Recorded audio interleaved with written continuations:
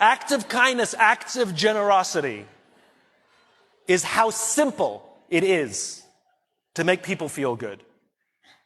I was walking down the streets of New York City, and a guy walking in front of me, his backpack opened and a bunch of paper fell out on the street.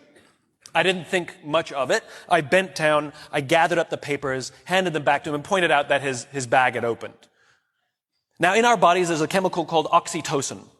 Oxytocin is responsible for all the warm and fuzzies, unicorns and rainbows. It's responsible for all the warm feelings and connectedness we have with each other. Friendship, love. Huge amounts of oxytocin surge through a woman's body as she gives birth. This is what is responsible for the mother-child bond. Oxytocin binds human beings. There are many ways to get oxytocin. One of them is acts of kindness and acts of generosity. It feels good when we do something nice for someone. It feels good when someone does something nice for us. On this particular day, I did something for someone with no expectation of anything in return.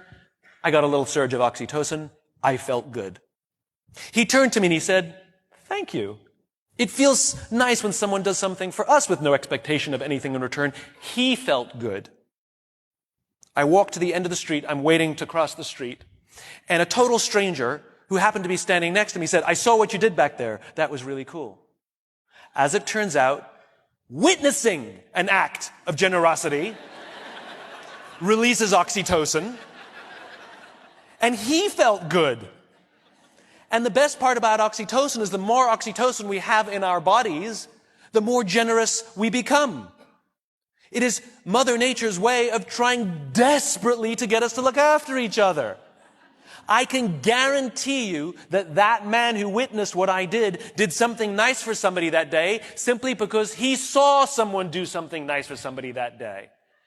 So what if we commit to do something nice for someone with no expectation of anything in return? Imagine what happens at work. Imagine what happens at home. Imagine what happens with our friends.